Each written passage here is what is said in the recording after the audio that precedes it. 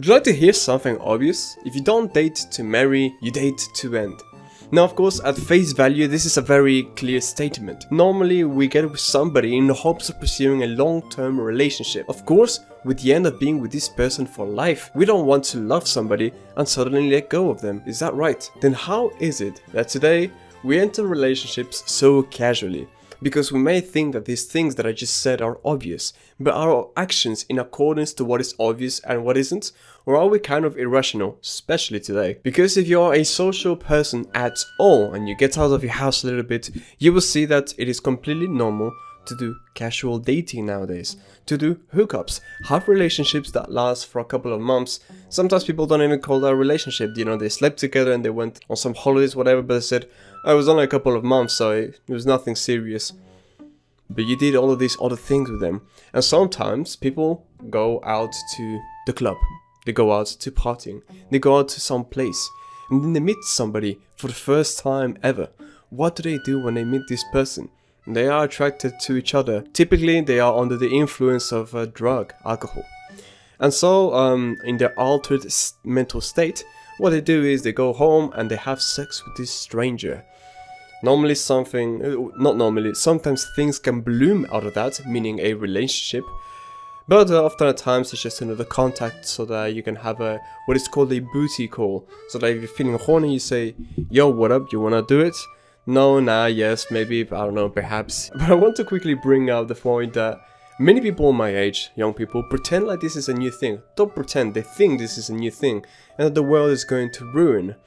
Well, it's not a new thing and the world has been going to ruin for longer than this.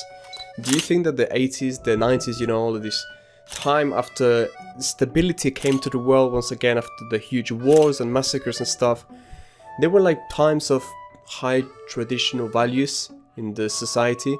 No, people were going clubbing and doing the same things.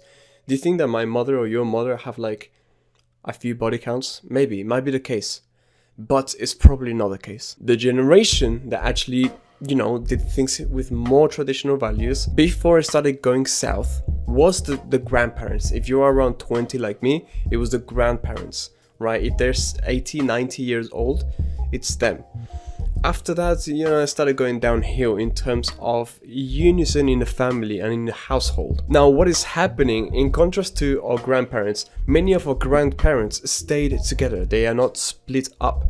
However, in contrast of grandparents that are together versus parents that are together, the difference is huge. And it's only going to continue to get worse, of course. Because now it's like, now everybody has these casual relationships.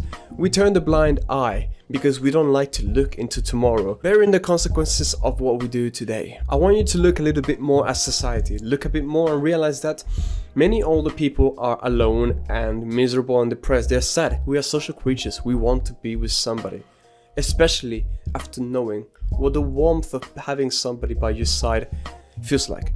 If you've never had anybody, you feel kind of okay.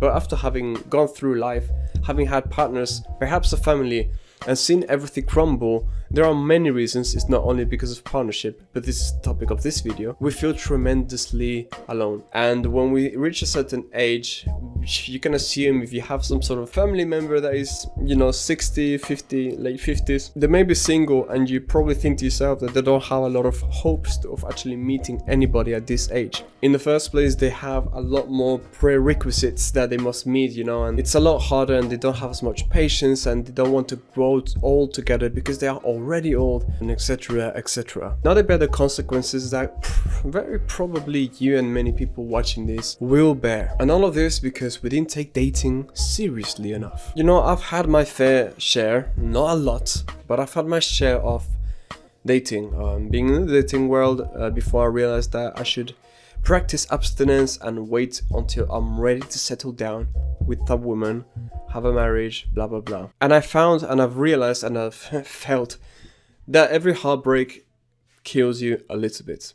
Every time that you split off with somebody that you cared a great deal for, you feel like a part of you feels a little bit more empty. Time may heal certain wounds, but not all of them. And when love is involved, even fewer. We can replace pain with new memories and whatnot. But as it says in the name, that's just a replacement. If we want to actually make a difference to these wounds or like heal ourselves, it seems like time so far is not enough. I mean, it's been a few years since I last been in this type of situations, and I'm not seeing any degree of progress in this terms of healing.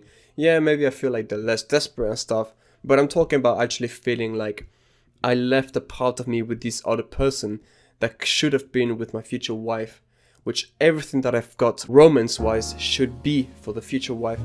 And I gave a bit away, and I know you can always make new memories and have new experiences, but it's not the same, man. And I think about the fact that what if my wife is, for example, fully pure? I'm not saying that I want her to be, but what if she is, and I've done these things? I can't help but feel guilt, and that guilt is frustrating. And I want to get over it, and I'm doing hard work, and I know that I'm elevating my status to reach a certain plane where maybe if I'm a high value man, then it's kind of like give and take, the fact that I've got some experience and maybe she's pure but she's done nothing in her life. But like, that doesn't matter. I don't care about none of that shit. I want to be able to give the things that I get. So for that reason, I don't have a standard of she must be a virgin. I'm not fucking stupid. I will be grateful for it, but I fear that I might be regretful or like shitty with myself, like kicking myself in the back if I realize like, damn, I can't give her what she's giving to me, but the intention is there. But linking the fact that this heartbreaks kills us a little bit to what we were talking about earlier, in the olden times, this solitude, this pain of being alone, wasn't so much of a problem. When you got with somebody, that's pretty much it. You got with them for life, because the transaction was there. You couldn't take it back. No backseas, no refunds. You consummate the marriage, thus you are stuck with that marriage. Of course, if things go terribly wrong and one is maybe a manipulator or whatever, you break it off and give to each other the respective kind of inheritance or whatever you may want to call it. But this is not what I'm looking at now. Right now I am looking at numbers. You can argue about societal, like, oh, women or men were scared of breaking up because it was a shame on the family and stuff, and people would talk bad about you.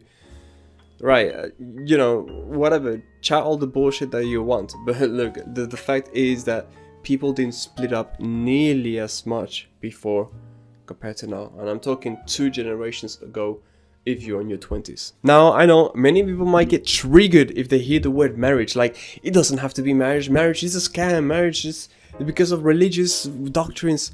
Bro, hey, chill, man, it doesn't have to be marriage, you said it yourself.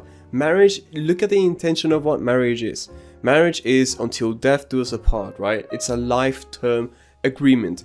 Agreements don't have to go through the government. They don't have to be put on paper. They don't have to go through the church, the mosque, the whatever. The thing is, or the message is, that in this marriage, or not marriage, but in this engagement of a relationship that you are doing with another person, the purpose behind all of it is to pursue lifetime with this person. Now be honest with yourself. Do you keep this in mind, or do you forget the fact that you enter a relationship and you're thinking to yourself, oh yeah, this is for lifetime? Or do you just kind of be like, oh yeah, I like this person, we're starting to date, and don't really think about it anymore? Because you should think about it more carefully, and you should separate love and lust. If you love this person, you're willing to wait.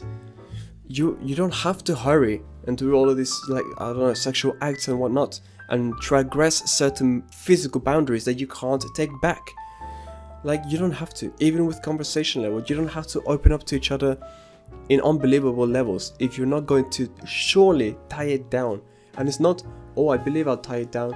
No, separate the love and the lust, because a lot of the things that you might rush into will be for the pursuit of lust. You won't realize it yourself, but because we've been exposed to pornography, to all of these sexual things since a young age, in movies and shows, in actual pornography that's accessible to every child that's online, which is every child today. We have an image of this thing that we want to do and we want to try out, and especially if it's our first time, or even if it's not our first time, then we're already headed for destruction, because the first time should be with this lifetime partner.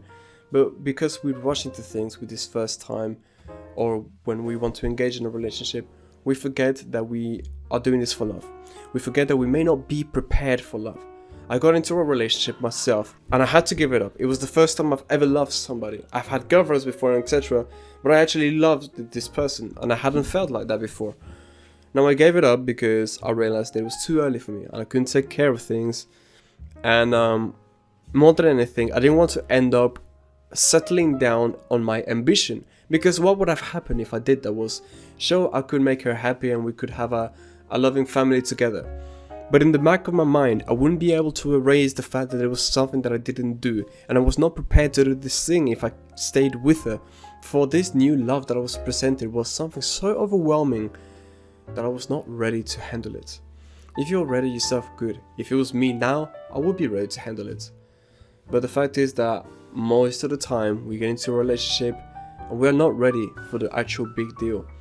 At least if we are like young, like I was and stuff. So having this patience and protecting yourself and the other person by saying, okay, I'm going to focus on understanding myself first. Understanding what I want to achieve in this life. When I have a clear vision of it and all that is left to do is to work towards it. Start working towards it. And now from this point, welcome any opportunity that God, fate, whatever you believe in gives to you. Anything that is presented in your door as you are working towards the thing that you want to do, as you are in motion to complete the dream and vision that you have. Welcome it with grace and open arms. Become the change that you wish to see. All of our generation is headed for destruction. Really, and I mean it. And I'm worried about everybody. We're all going to become old, lonely and miserable, single. Everybody's talking about, I don't want children, I don't want this, I don't care about staying with one person. These are statements made out of pure delusion and with lack of understanding that there is a tomorrow. A lack of understanding that you are young, so you don't have a good perception of how your flesh will change, and thus the perception of the attention that people give to you. Right now, people give you the world, give you the attention. You are a bright shooting star in the peak of your explosion, but your light is going to dim out and out and out from here on out.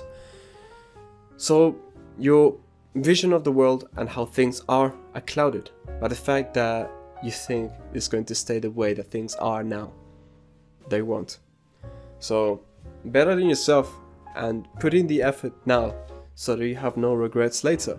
And putting in the effort now won't make your life miserable. Still create memories, still enjoy the things that you enjoy, and now finally work towards the things that you want to accomplish first without letting other things get in your way. And have some discipline, not self-suppression. Discipline is saying, my vision is number one, relationships, diet, whatever comes afterwards. So the most important thing on my list is working towards this goal. After that comes the other things. And I can allow them as long as I am on task and I am completing my goal settings and all of these things, and I am en route to becoming the person I wish to become. Self-suppression will be, oh, no, I must do this no matter what, so I can't bear the even thought of having these distractions come my way. You can. Enjoy life. It is important and it's a part of the journey. But do not let things triumph over the thing that's most important for you. Strive to be 1% better every day. Much love.